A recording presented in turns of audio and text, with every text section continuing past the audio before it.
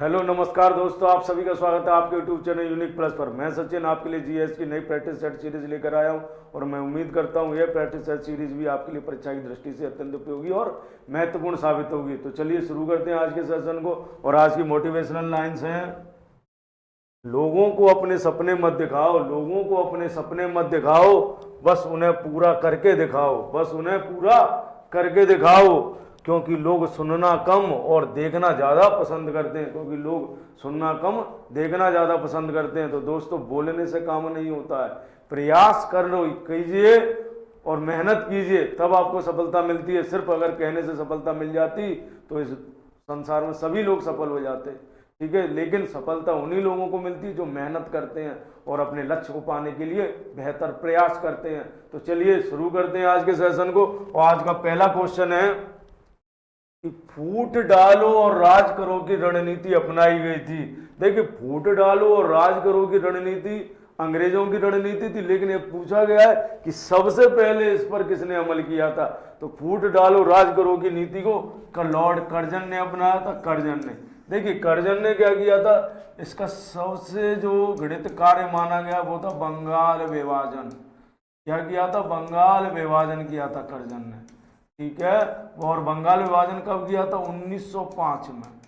बंगाल विभाजन कब किया? 1905 में किया था। देखिए, बंगाल विभाजन क्यों किया? क्योंकि उस समय जो बंगाल था इसमें राष्ट्रवाद की भावना थी और ये प्रबोधन युगीन विचारों से युक्त था। इसलिए अंग्रेजों ने बंगाल का विभाजन किया और बंगाल को दो भागों में बांटा, पूर्वी बंगाल और पश्चिमी बंगाल, ठीक है। पूर्वी बंगाल और पश्चिमी बंगाल में बांटा, जिससे बंगाल का ये जो विभाजन था सांप्रदायिक विभाजन था और इससे बंगाल में जो राष्ट्रवाद की भावना थी वो खत्म हो जाए और वो लोग आपस में ही लड़ने लगे।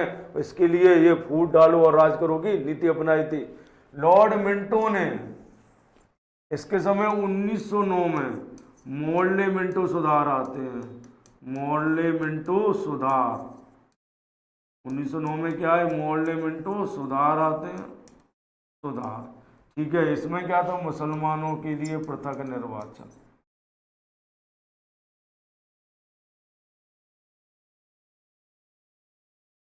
मुसलमानों के लिए पृथक निर्वाचन, ठीक है। अर्थात लॉर्ड कर्जन की नीति को किसने आगे बढ़ाया? लॉर्ड मिंटो ने आगे बढ़ाया। लॉर्ड कर्जन की नीति को किसने आगे बढ़ाया? मिंटो ने आगे बढ़ाया। डलहौजी, डलहौजी क्या लाए थे? हड़प नीति। क्या लेके आए? हड़प नीति लेके आए थे डलहौजी, ठीक है। और इनके समय भारत में पहली बार रेल चली थी, डलहौजी हड़प नीति लेके आए थे। लॉर्ड वेलेजली ये क्या लाए? ये लाए थे सहायक संधि, ठीक है। देखिए, सहायक संधि वैसे तो फ्रांसीसी गवर्नर डुप्ले लाया था, लेकिन सहायक संधि को सबसे अधिक लागू किसने किया? तो लॉर्ड वेलेजली ने लागू किया था सहायक संधि को, ठीक है। चलिए अगले क्वेश्चन की ओर चलते हैं। अगला क्वेश्चन कहता है निम्न में कौन सा युग्म सुमेलित नहीं है। देखिए, हमेशा एग्जाम में नहीं पर ध्यान देना, क्योंकि होता क्या है, हम एग्जाम में सीधा पढ़ा निम्न में कौन सा युग्म सुमेलित है, सुमेलित है, इसमें पूछा गया नहीं है, तो हमें एग्जाम में नहीं पर विशेष ध्यान देने की जरूरत है। देखिए, ठगी का दमन यानी ठगी प्रथा का दमन कर्नल स्लीमैन ने किया था। किसने किया था? कर्नल स्लीमैन ने। ठगी प्रथा का दमन किसने किया था? कर्नल स्लीमैन ने किया था। और किसके कहने पर? विलियम बेंटिक के कहने पर। यानी उस समय भारत के गवर्नर जनरल कौन थे? विलियम बेंटिक थे। Albert will, Albert will Ripon के समय आया था और एल्बर्ट विल में क्या था? भारतीय जजों को, भारतीय जजों को, ठीक है। एल्बर्ट विल में क्या था? भारतीय जजों को अंग्रेजों के मुकदमे सुनने का भी अधिकार मिल गया, अंग्रेजों के मुकदमे सुनने का अधिकार, सुनने का अधिकार मिल गया, ठीक है। क्या मिल गया? अंग्रेजों के मुकदमे सुनने का अधिकार मिल गया। Vernacular press act, vernacular press act ये कर्जन के समय नहीं आया था, ये गलत है, ठीक है। ये किसके समय आया था? रिपन के समय, ठीक है। तो इस क्वेश्चन का आंसर क्या है? वर्नाकुलर प्रेस एक्ट, यही सुमेलित नहीं है, ठीक है, यही सुमेलित नहीं है। तो vernacular press act, sorry, vernacular press act किसके समय आया था? वर्नाकुलर प्रेस एक्ट जो है ये लिटन के समय आया था। किसके समय आया था? लिटन के समय। किसके समय आया था? लिटन के समय आया था। ठीक है, किसके समय आया था? लिटन के समय आया था। ठीक है, वर्नाकुलर प्रेस एक्ट लाया क्यों गया? देसी भाषा के अखबारों पर प्रतिबंध करने के लिए। देसी भाषा के अखबारों पर प्रतिबंध लगाने के लिए। ठीक है, प्रतिबंध लगाने के लिए। देखिए, पेपर में क्वेश्चन आपसे पूछा जाता है कि ऐसा कौन सा अखबार था जिसने वर्नाकुलर प्रेस एक्ट से बचने के लिए रातों रात अपनी भाषा बदलकर अंग्रेजी कर ली। तो उस पेपर का नाम है अमृत बाजार पत्रिका। क्या नाम है? अमृत बाजार पत्रिका। पिंडारियों का दमन हेस्टिंग के समय ही हुआ था, लेकिन किया किसने था? टॉमस इस्लॉय ने। किसने किया था? टॉमस इस्लॉय ने किया था। इस्लॉय ने। ठीक है, आपसे पेपर में क्वेश्चन पूछा गया है, मतलब आपसे यहाँ क्वेश्चन पूछा है निम्न कौन सा यूं सुमेलित नहीं है, तो वर्नाकुलर प्रेस एक्ट ये सुमेलित नहीं है, क्योंकि ये कर्जन के समय नहीं आया था। किसके समय आया था? लिटन के समय आया था। किसके समय आया था? लिटन के समय आया था। किसके समय? लिटन के समय। ठीक है, चलिए अगले क्वेश्चन की ओर चलते हैं। अगला क्वेश्चन कहता कि कोल विद्रोह का नेतृत्व किसने किया था? कोल विद्रोह का नेतृत्व किसने किया था? तो देखिए, कोल विद्रोह का नेतृत्व आपसे पूछा गया किसने किया था? देखिए, सिद्धू और कानू ने, इन्होंने संथाल विद्रोह का नेतृत्व।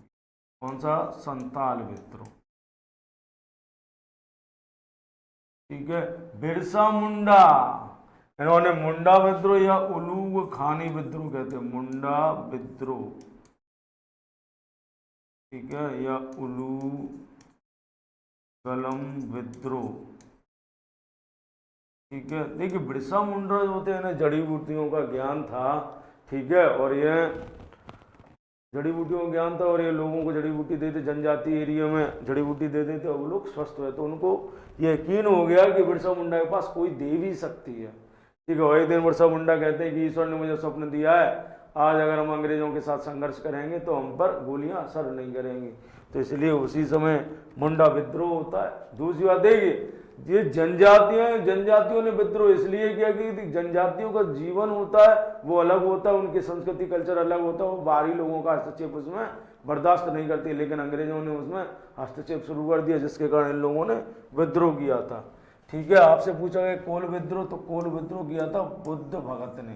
कोल विद्रोह किसके नेतृत्व में हुआ? बुद्ध भगत के नेतृत्व में हुआ। तो इस क्वेश्चन का आंसर क्या है? बुद्ध भगत है। करमशाह और टीपू के नेतृत्व में पागलपंथी विद्रोह हुआ था। पागलपंथी विद्रोह करमशाह और टीपू के नेतृत्व में हुआ था। इस क्वेश्चन का सही आंसर है बुद्ध भगत। ठीक है, चलिए अगले क्वेश्चन की ओर चलते हैं। अगला क्वेश्चन कहता है निम्नलिखित में से किसने शुद्धि आंदोलन का समर्थन किया? यानी निम्नलिखित में से किसने शुद्धि आंदोलन चलाया? शुद्धि आंदोलन का समर्थन किसने किया? तो देखिए, शुद्धि आंदोलन का समर्थन किया था स्वामी दयानंद सरस्वती ने। किसने किया था? स्वामी दयानंद सरस्वती ने। स्वामी दयानंद सरस्वती को भारत का मार्टिन लूथर किंग कहते हैं। भारत का Martin Luther. Martin Luther king किसको कहते हैं? स्वामी दयानंद सरस्वती को कहते हैं भारत का मार्टिन लूथर किंग कह के। दूसरी बात, इनने नारा कौन सा दिया? वेदों की ओर लौटो।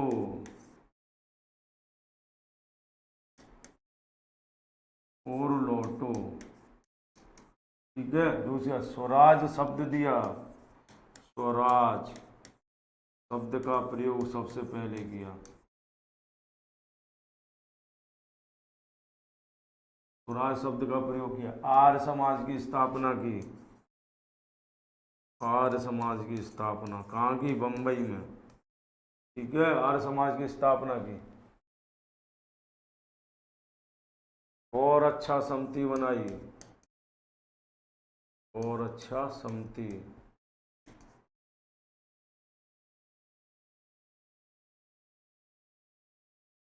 ठीक है, स्वामी दयानंद सरस्वती ने और अच्छा समिति बनाई। ठीक है, स्वामी विवेकानंद ने रामकृष्ण मिशन की स्थापना की। इन्होंने रामकृष्ण मिशन की स्थापना की। ठीक है, बाकी आपको ये पता ही है, उन्होंने 1893 में होने वाले शिकागो विश्व धर्म सम्मेलन में भाग लिया था। स्वामी विवेकानंद ने 1893 के शिकागो विश्व धर्म सम्मेलन में भाग लिया था। दूसरी बात, बाल गंगाधर तिलक, स्वराज मेरा जन्म सिद्ध अधिकार और मैं इसे लेकर रहूंगा, ये बाल गंगाधर तिलक ने कहा था। दूसरी बात, इन्होंने 1893 में शिवाजी महोत्सव, 1895 में गणेश महोत्सव की शुरुआत की थी। ठीक है, चलते हैं अगले क्वेश्चन की ओर। अगला क्वेश्चन है कि किसने कहा कि यदि भगवान अनटचेबिलिटी को सहन करते हैं तो मैं उन्हें कभी भगवान नहीं मानूंगा। किसने कहा था कि यदि भगवान अनटचेबिलिटी यानी अस्पृश्यता को सहन करते हैं तो मैं उन्हें कभी भगवान नहीं मानूंगा? यह कथन था डॉक्टर वी आर अम्बेडकर का। किसने कहा था? डॉक्टर वी आर अम्बेडकर ने कहा था कि अगर भगवान अस्पृश्यता को मानते हैं तो मैं भगवान को नहीं मानूंगा। ठीक है, दूसरी बात, महात्मा गांधी ने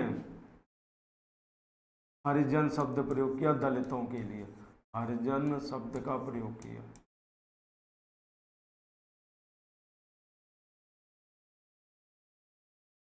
या दलितों के लिए। ठीक है, दूसरा, हरिजन नामक पत्रिका निकाली,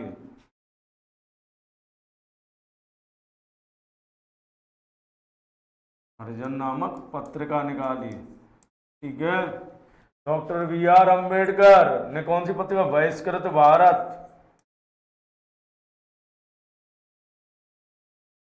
भारत पत्रिका का प्रकाशन किया।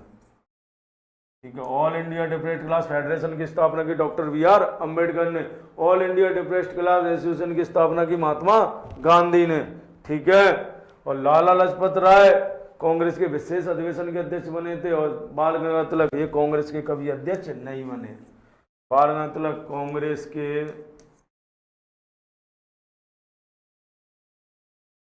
कभी अध्यक्ष नहीं बने।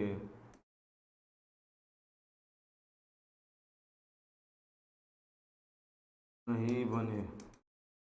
ठीक है, चलिए एक बात और, अंबेडकर ने गांधी जी के बारे में कहा था कि गांधी जी क्या क्षणिक भूत की तरह हैं जो सिर्फ धूल उड़ाते हैं और स्तर नहीं उठाते। ये बात डॉक्टर वी आर अम्बेडकर ने गांधी जी के बारे में कही थी कि गांधी जी क्षणिक भूत की तरह हैं, यह सिर्फ धूल उड़ाते हैं और स्तर नहीं उठाते। और गांधी जी को ही एनी बेसेंट ने भारतीय राजनीति का शिशु कहा था, भारतीय राजनीति का शिशु कहा था एनी बेसेंट। चलिए अगले क्वेश्चन की ओर चलते हैं। अगला क्वेश्चन है, अखिल भारतीय कांग्रेस की प्रथम महिला अध्यक्ष थी, प्रथम महिला अध्यक्ष थी। ठीक है, अखिल भारतीय कांग्रेस की प्रथम महिला अध्यक्ष थी। ठीक है, आपसे पूछा गया है कि पहली महिला अध्यक्ष कौन थी, तो देखिए नलिनी सेन गुप्ता, सरोजिनी नायडू, एनी बेसेंट, कादम्बनी गांगुली। तो देखिए एनी बेसेंट जो थी भारतीय राष्ट्रीय कांग्रेस की पहली महिला अध्यक्ष बनी थी, पहली महिला अध्यक्ष।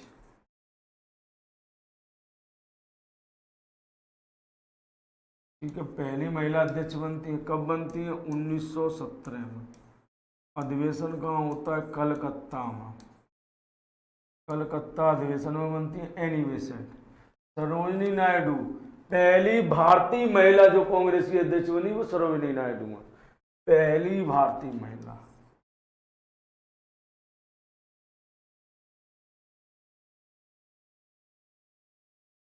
भारतीय महिला जो कांग्रेस की अध्यक्ष बनी।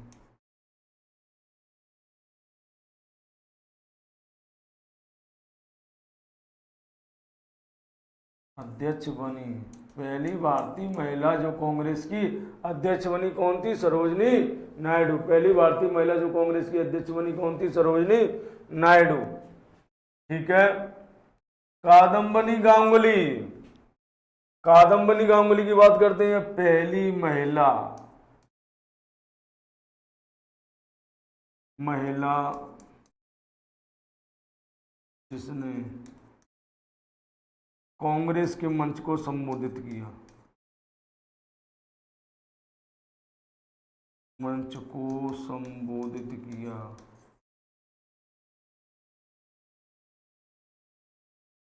कब किया? 1890 में, कलकत्ता अधिवेशन में। अधिवेशन अध्यक्ष कौन थे? फिरोज शाह मेहता।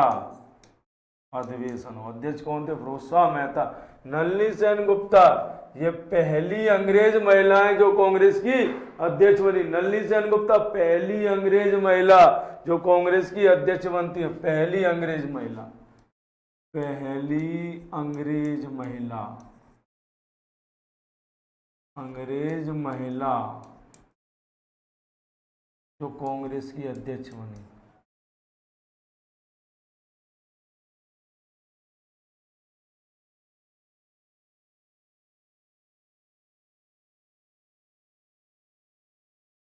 कांग्रेस की अध्यक्ष बनी, पहली अंग्रेज महिला जो कांग्रेस की अध्यक्ष बनी कौन थी? नलिनी सेन गुप्ता। ये कब बनती हैं? 1933 में, कलकत्ता अधिवेशन में बनती है। आपसे क्वेश्चन पूछा गया अखिल भारतीय कांग्रेस की प्रथम महिला अध्यक्ष कौन थी? तो एनी बेसेंट थी। ठीक है, प्रथम महिला अध्यक्ष कौन थी?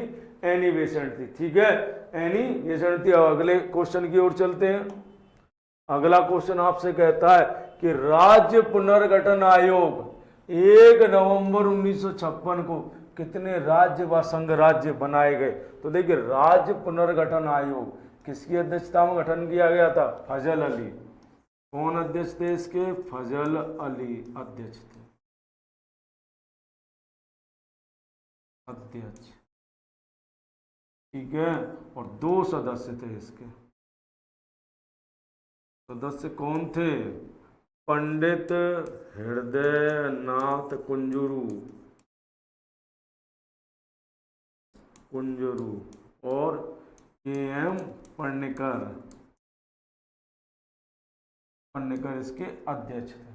ठीक है, तो 1 नवंबर को कितने राज्य बनाए गए? 14 राज्य और 6 संघ राज्य बनाए गए थे। कितने राज्य बनाए गए थे? 14 राज्य और 6 संघ राज्य बनाए गए थे। ठीक है, आइए वर्तमान में कितने राज्य हैं?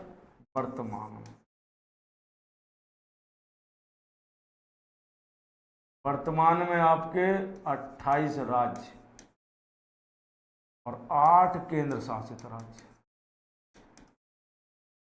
ठीक है, 28 राज्य और 8 केंद्र शासित राज्य। वर्तमान में कितने राज्य? 28 राज्य और 8 केंद्र शासित राज्य। तो चलिए बात करते हैं कुछ राज्यों की। देखिएगा,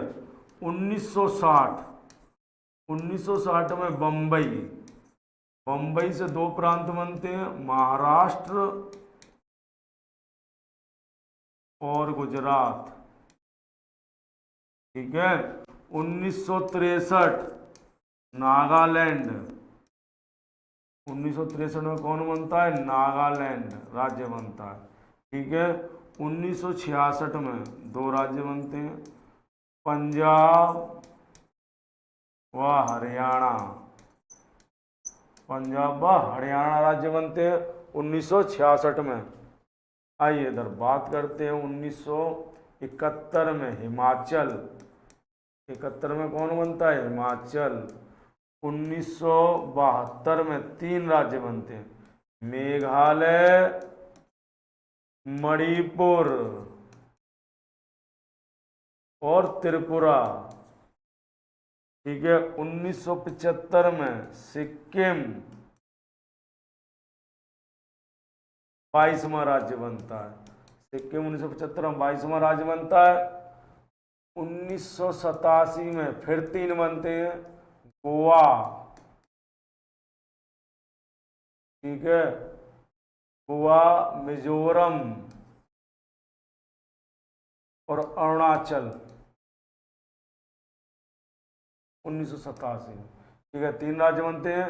इसके बाद 2000 में फिर 3 बनते हैं, उत्तराखंड, झारखंड और छत्तीसगढ़। उत्तराखंड, झारखंड और छत्तीसगढ़।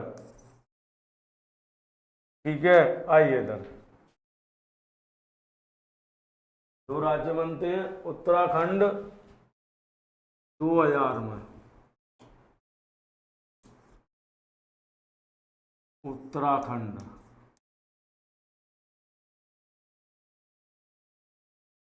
फिर बनता है आपका उत्तराखंड, छत्तीसगढ़। सबसे पहले छत्तीसगढ़ बनता है, छत्तीसगढ़ 1 नवंबर को। 9 नवंबर को उत्तराखंड, ठीक है। फिर बनता है झारखंड, ठीक है। और झारखंड बनता है आपका 15 नवंबर, 15 नवंबर 2000 को। इसके बाद 2 जून 2014 को तेलंगाना बनता है, तेलंगाना नया राज्य बनता है तेलंगाना, ठीक है। लेकिन 31 अक्टूबर 2019 को जम्मू कश्मीर का राज्य का दर्जा समाप्त कर दिया जाता है। और इसके साथ भारत में 28 राज्य रह जाते। कितने राज्य हैं भारत में? 28 राज्य, क्योंकि 31 अक्टूबर 2019 को जम्मू कश्मीर का राज्य का दर्जा समाप्त हो जाता है।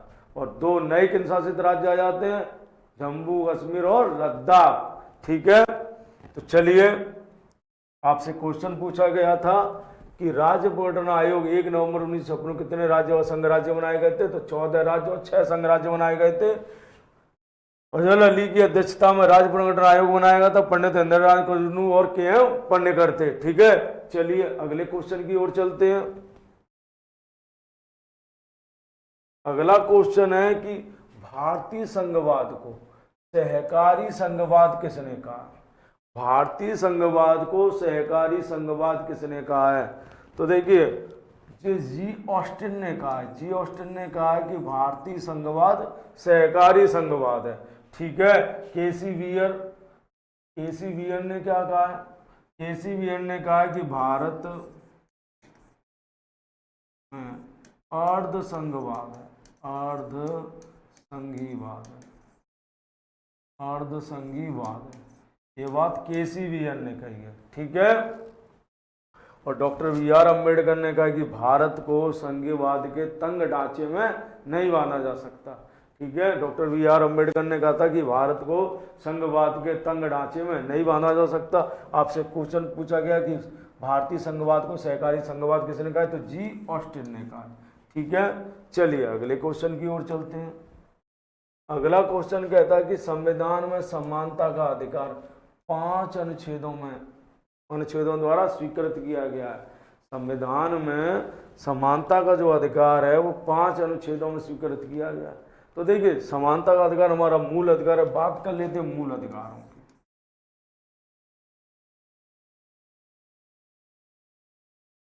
मूल अधिकार, तो देखिए मूल अधिकार जो है समानता का अधिकार, समानता का, फिर आपको स्वतंत्रता का, समानता का, स्वतंत्रता का, फिर शोषण के विरुद्ध अधिकार, विरुद्ध अधिकार, फिर धार्मिक स्वतंत्रता का अधिकार, का अधिकार। उसके बाद है भाषा व लिपि के संरक्षण का अधिकार। और उसके बाद है संवैधानिक उपचार, उपचार, ठीक है। इतने आपको संविधान में अधिकार दिए गए हैं। मूल अधिकार इतने: समानता, स्वतंत्रता, शोषण के विरुद्ध, धार्मिक स्वतंत्रता, भाषा व लिपि के संरक्षण का अधिकार व संवैधानिक उपचार। ये आपको संविधान में क्या दिए गए हैं? ये मूल अधिकार दिए गए। तो आपसे पूछा गया कि समानता का अधिकार, देखिए समानता का अधिकार 14 से 18 तक, समानता का अधिकार 14 से 18 तक है। स्वतंत्रता का अधिकार 19 से 22 तक, शोषण के विरुद्ध अधिकार 23-24 में, ठीक है। धार्मिक स्वतंत्रता अधिकार 25 से 28 तक, और भाषा लिपि 29 और 30 में, ठीक है। और संवैधानिक उपचार आर्टिकल 32 में, ठीक है। संवैधानिक उपचार किसमें? आर्टिकल 32 में दिए गए हैं संवैधानिक उपचार। तो आपसे क्वेश्चन पूछा गया समानता का अधिकार 5 अनुच्छेदों में स्वीकृत है, वो कौन कौन से हैं? तो अनुच्छेद 14 से 18 तक है, ठीक है। कौन कौन से? 14, 15, 16, 17 और 18। इन 5 में समानता का अधिकार दिया गया है, ठीक है। चलिए अगले क्वेश्चन की ओर चलते हैं। अगला क्वेश्चन कहता है कि संविधान के किस अनुच्छेद द्वारा उद्योगों के प्रबंधन में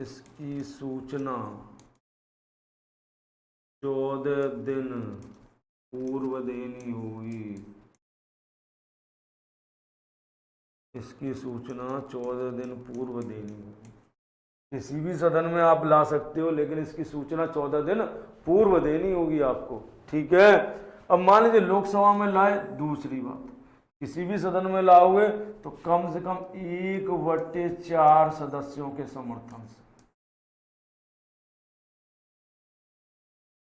समर्थन से लाया जाएगा। 1/4 किसी भी सदन में लाइए। आप राज्यसभा में लाओगे तो राज्यसभा के 1/4 सदस्यों का समर्थन चाहिए। लोकसभा में लाओगे तो लोकसभा के 1/4 सदस्यों का समर्थन चाहिए। ठीक है। अब यहां से ये समर्थन, उसके बाद 2/3 बहुमत से पारित हो, बहुमत से पारित। उसके बाद क्या जाएगा? राज्यसभा में। ठीक है। अब मान लीजिए दूसरे सदन में जाएगा तो दूसरे सदन में इसके लिए क्या बनाई जाएगी? जांच समिति बनेगी, यानी आरोपों की जांच के लिए, आरोपों की जांच के लिए जांच समिति बनती है। ठीक है। इस जांच समिति के समक्ष राष्ट्रपति स्वयं अपने या अपने किसी प्रतिनिधि द्वारा अपना पक्ष रखवा सकता है। जांच समिति के समय राष्ट्रपति या तो स्वयं आ जाए या अपने किसी प्रतिनिधि द्वारा अपना पक्ष रखवा सकता है, परंतु यदि जांच समिति दोषी पाती है, दोषी पाती है तो फिर मतदान होगा। मतदान में भी 2/3 बहुमत से प्रस्ताव पारित, तो राष्ट्रपति का पद कैसा हो जाएगा? रिक्त हो जाएगा। राष्ट्रपति का पद रिक्त हो जाएगा। ठीक है। राष्ट्रपति रिक्त हो जाएगा। ठीक है। सूचना कितने दिन पूर्व देनी होगी? 14 दिन पूर्व सूचना देनी होगी। ठीक है। सूचना कितने दिन पूर्व देनी होगी? 14 दिन पूर्व। महाभियोग आर्टिकल 61 में आप किसी भी सदन में पहले जा सकते हैं, लोकसभा चाहे राज्यसभा में, जिस सदन में पहले लाया जाए उस सदन को 14 दिन पूर्व सूचना देनी होगी। और 1/4 सदस्यों के, कितने सदस्यों के? 1/4 सदस्यों के समर्थन और हस्ताक्षर से वह प्रस्ताव लाया जाएगा और इसकी सूचना उस सदन को देनी होगी और राष्ट्रपति को भी देनी होगी। ठीक है। उसके बाद इस सदन में मतदान होगा। 2/3 बहुमत से अगर मतदान से प्रस्ताव पारित हो तो अगले सदन में जाएगा। अगले सदन में एक जांच समिति बनती है जो राष्ट्रपति पर लगे आरोपों की जांच करती है और इसके समक्ष राष्ट्रपति या तो स्वयं या अपने किसी प्रतिनिधि द्वारा अपना पक्ष रख सकता है। ठीक है। लेकिन अगर जांच समिति उसके बाद राष्ट्रपति को दोषी पाती है और राज्यसभा या दूसरा सदन उस प्रस्ताव को 2/3 बहुमत से प्रस्ताव पारित कर देता है तो उसी समय से राष्ट्रपति का पद रिक्त हो जाएगा। ठीक है। चलिए अगला क्वेश्चन,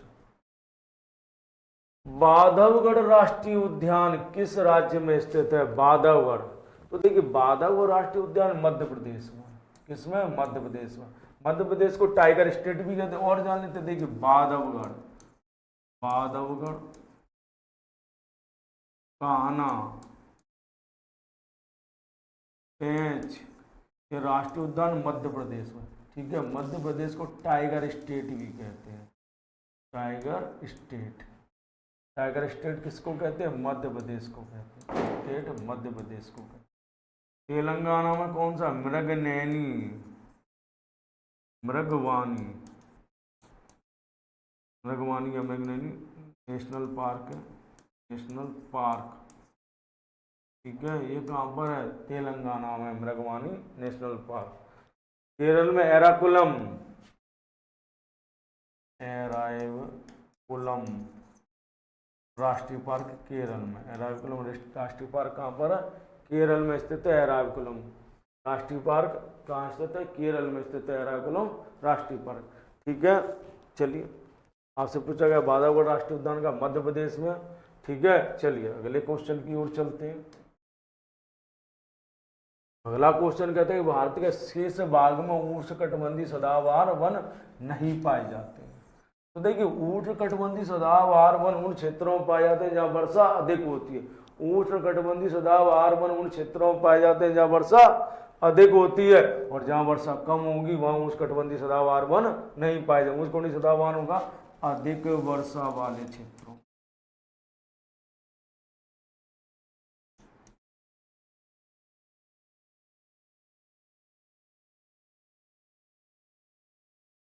में पाए जाते हैं।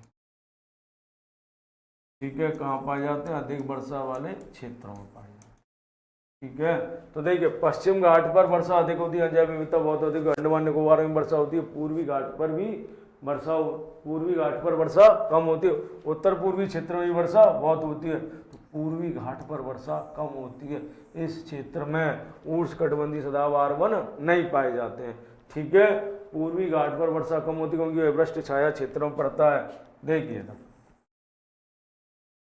यहाँ से मानसून आता है ऐसे ऐसे, तो इस पूरे पश्चिम घाट में वर्षा बहुत होती है, और यहाँ से ऐसे चला जाता है तो इस वाले क्षेत्र उत्तर पूर्वी क्षेत्र में वर्षा बहुत होती है। उधर ये अंडमान निकोबार द्वीप है और यहाँ भी वर्षा बहुत होती है। इस पूर्वी घाट पर वर्षा नहीं होती, यहाँ वर्षा कम होती है, कम होती है।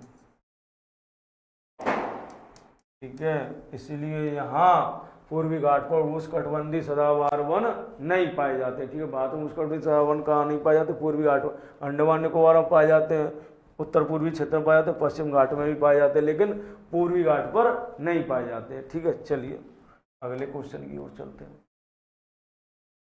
निम्नलिखित में से किस राज्य में मैंग्रोव वन सबसे अधिक पाए जाते हैं? कि मैंग्रोव वन जो है दलदली भूमि में पाए जाते हैं। कहाँ पाए जाते हैं? दलदली भूमि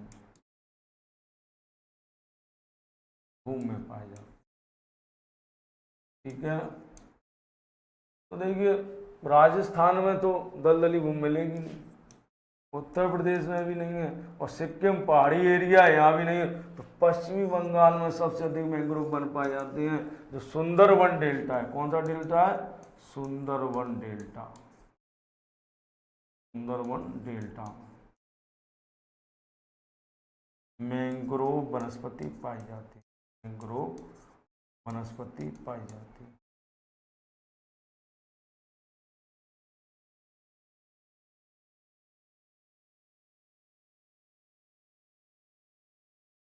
ठीक है, तो भारत में सबसे अधिक मैंग्रोव वनस्पति किस राज्य में पाई जाती है? पश्चिमी बंगाल में पाई जाती है। भारत में सबसे अधिक मैंग्रोव वनस्पति कहाँ पाई जाती है? पश्चिम बंगाल राज्य में पाई जाती है। चलिए अगले क्वेश्चन की ओर चलते हैं।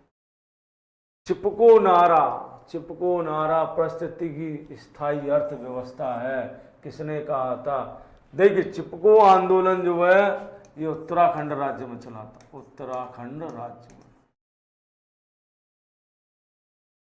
चिपको आंदोलन उत्तराखंड राज्य में चला था। किसने चलाया था? सुंदरलाल बहुगुणा ने चला था। कि पेपर में कई बार पूछा गया क्वेश्चन है ये कि चिपको आंदोलन से संबंधित कौन है? चिपको आंदोलन से संबंधित सुंदरलाल बहुगुणा है, और इन्होंने वृक्षों को बचाने के लिए ये आंदोलन चलाया था। यानी पेड़ों से ऐसे चिपके जाते थे, पकड़ के लिपट जाते थे, इसलिए इस आंदोलन को क्या कहा गया? चिपको आंदोलन कहा गया। और ये चिपको आंदोलन किसने चलाया? सुंदरलाल बहुगुणा चलाया। उन्होंने कहा था कि पारिस्थितिकी जो है स्थायी अर्थव्यवस्था है, यानी इकोलॉजी सिस्टम अगर मजबूत रहेगा तो अर्थव्यवस्था आपकी मजबूत रहेगी। ठीक है, यानी आर्थिक जो संसाधन है उनका दोहन हम सीमित करेंगे तो वो कैसे रहेंगे? मतलब अनवरत रहेंगे, हमेशा रहेंगे, यानी कभी ना समाप्त होने वाले रहेंगे। लेकिन अगर उनका अंधाधुंध दोहन करेंगे तो एक समय पर आकर वो समाप्त हो जाएंगे, और हम अपने आगे वाली पीढ़ी के लिए संसाधनों को नहीं छोड़ेंगे। ठीक है, तो इन्होंने कहा है कि पारिस्थितिकी ही स्थायी अर्थव्यवस्था है, और ये सुंदरलाल बहुगुणा ने कहा। तो इन्होंने कौन सा आंदोलन चलाया था? चिपको आंदोलन चलाया था। ठीक है, चलिए अगले क्वेश्चन की ओर चलते हैं। आपसे पूछा है निम्नलिखित में बांधों में से कौन सा शरावती नदी पर है? ठीक है, तो देखिए मैटूर बांध, मैटूर बांध कौन सी नदी पर है? कृष्ण, वो मैटूर बांध है कावेरी नदी पर। मैटूर बांध कौन सी नदी पर? कावेरी नदी पर, कावेरी नदी पर, कावेरी नदी पर है। कौन से राज्य में? तमिलनाडु में, तमिलनाडु में मैटूर बांध कावेरी नदी पर, तमिलनाडु में। अलमाटी बांध कृष्णा नदी पर, कर्नाटक में, कर्नाटक। बीसलपुर बांध बनास नदी पर, राजस्थान में, बनास नदी पर, राजस्थान। आपसे पेपर में क्वेश्चन पूछा गया शरावती नदी पर कौन सा बांध, तो लिंगनमक्की बांध, ये कौन सी नदी पर है, शरावती नदी। ठीक है, शरावती नदी पर, और किस राज्य में, कर्नाटक में। ठीक है, शरावती नदी पर ही कौन सा जलप्रपात है, जोग या करसोपा या महात्मा गांधी जलप्रपात स्थित है।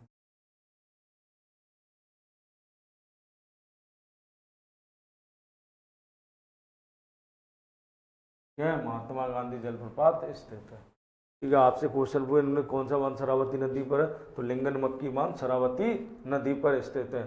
ठीक है, चलिए अगले क्वेश्चन की ओर चलते हैं। अगला क्वेश्चन कहता है कि किस उद्योग द्वारा बॉक्साइट को कच्चे माल के तौर पर इस्तेमाल किया जाता है।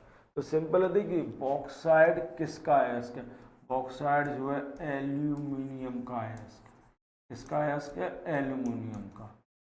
ठीक है, एल्यूमिनियम का है इसके बॉक्साइट, किसका है, इसके एल्यूमिनियम का है इसका। तो बॉक्साइट का उपयोग किसके उद्योग के कच्चे माल में उपयोग किया जाएगा, किसके कच्चे उद्योग माल के रूप में उपयोग किया जाएगा बॉक्साइट का उपयोग, एल्यूमिनियम के, किसके में, एल्यूमिनियम के में। सोना, सोना जो है विश्व की सबसे मुलायम धातु है। सोना कैसी मुलायम धातु है, सोना कैसी धातु है, मुलायम धातु है, मुलायम धातु।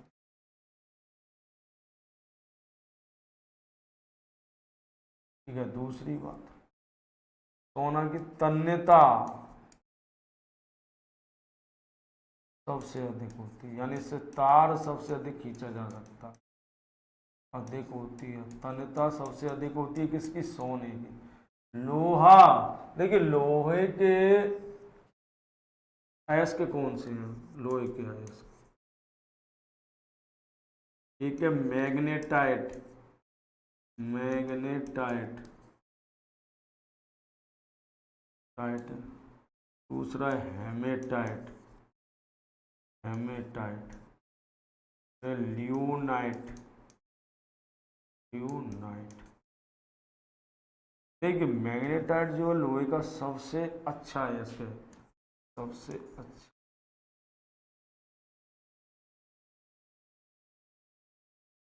ठीक है, उसके बाद हेमेटाइट आता है, उसके बाद लियोनाइट आता है। एक और है सिडेराइट, सिडेराइट भी लोहे का है इसका, लेकिन उसमें लोहे की मात्रा बहुत कम होती है। ठीक है, भारत में सबसे अधिक हेमेटाइट पाया जाता है। ठीक है, तो चलिए अगले क्वेश्चन की, आपसे क्वेश्चन पूछा गया है कि बॉक्साइट कच्चे माल के तौर पर इस्तेमाल किया जाता, तो एल्युमिनियम उद्योग में किया जाता। कई बार सीधा ये भी क्वेश्चन पूछ लिया कि बॉक्साइट किसका है इसका, तो बॉक्साइट एल्युमिनियम का है इसका। ठीक है, चलिए अगले क्वेश्चन की ओर चलते हैं।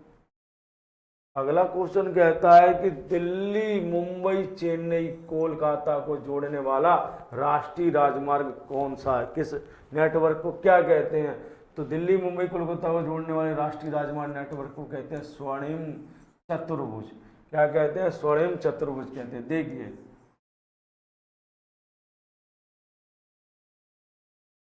ये आपका दिल्ली मान लीजिए, यहाँ है, ये है कोलकाता, ये है मुंबई, और ये आपका यहाँ चेन्नई। ठीक है, तो ये इस प्रकार एक दूसरे को जोड़ते हैं, ये बन गया स्वर्णिम चतुर्भुज। ठीक है, दिल्ली मुंबई चेन्नई और कोलकाता को जोड़ने वाला राष्ट्रीय राजमार्ग कौन सा है, वो स्वर्णिम चतुर्भुज कहते हैं, जिसमें कोलकाता से,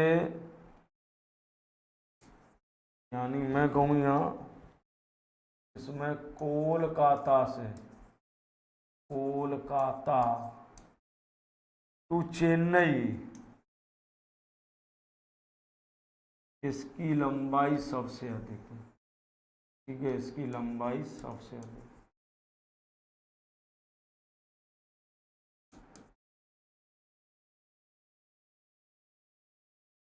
ठीक है, और इसकी आधारशिला, यह जो सपना था, ये भारत के पूर्व प्रधानमंत्री अटल बिहारी वाजपेयी ने देखा था, उसी ने, उन्होंने इसी योजना की शुरुआत की थी।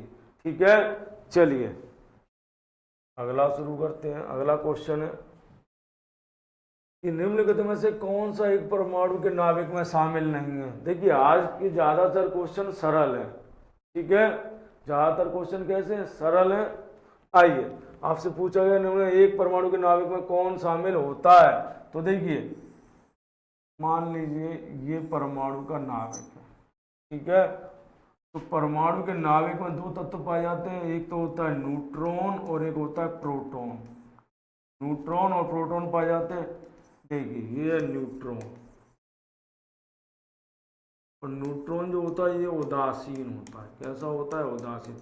इस पर ना तो धनावेश होता है और ना ही ऋणावेश होता है। ये होता है प्रोटॉन, प्रोटॉन, और ये धनावेशित होता है।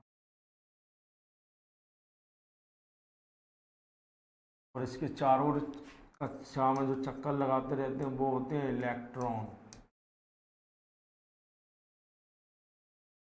इलेक्ट्रॉन पे कौन सा है, ये ऋण आवेशित है। आपसे क्वेश्चन पूछा गया है कि निम्न में से कौन एक परमाणु के नाभिक में शामिल होता है। तो परमाणु के नाभिक में प्रोटॉन और न्यूट्रॉन शामिल होते हैं, ठीक है।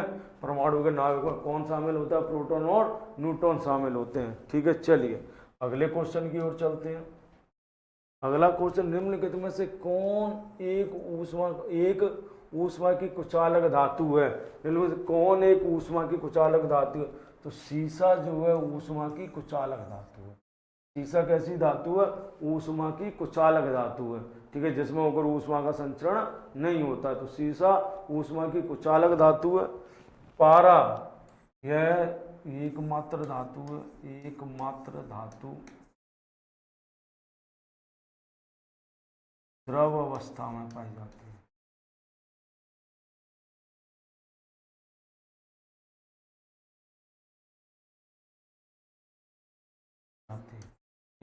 चांदी, चांदी की विद्युत चालकता सबसे अधिक होती है।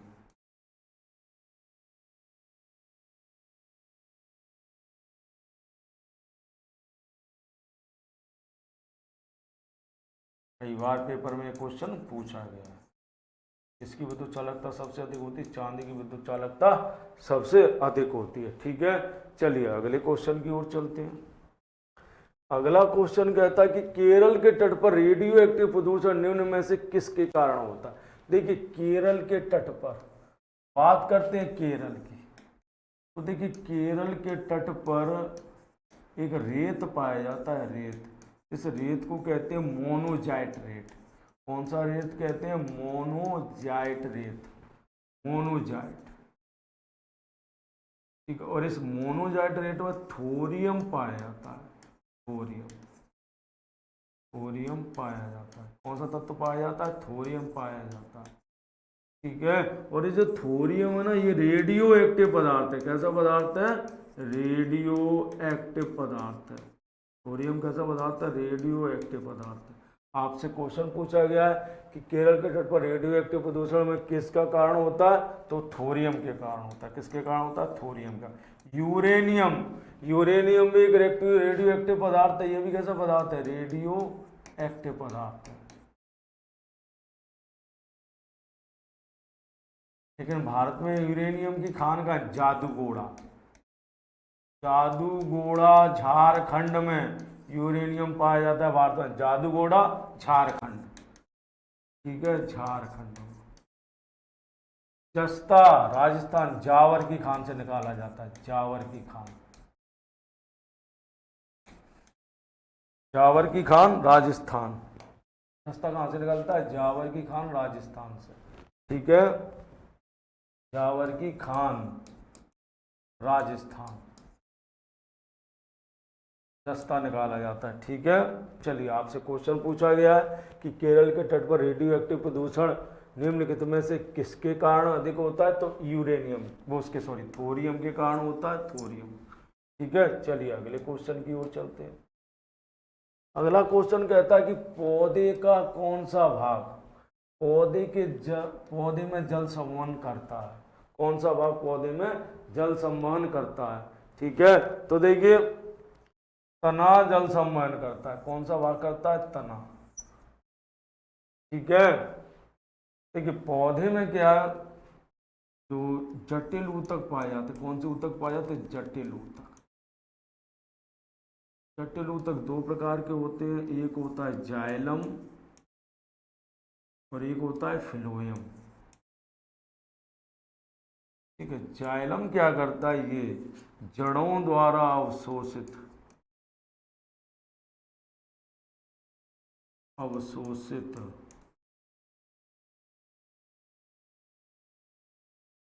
जल व खनिज लवणों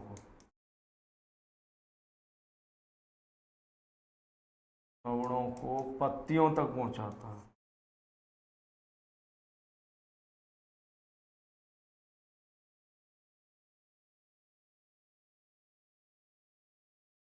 तक पहुंचाता है पत्तियों तक। जाइलम जड़ों द्वारा अवशोषित जल व खनिज लवणों को पत्तियों तक पहुंचाता है। ठीक है। दूसरी बात फ्लोएम, फ्लोएम जो है पत्तियों द्वारा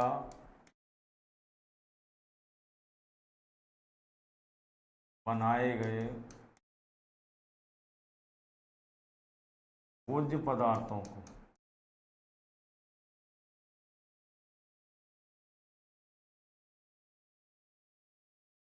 को पौधे के विभिन्न भागों तक पहुंचाता है, विभिन्न भागों तक पहुंचाता है।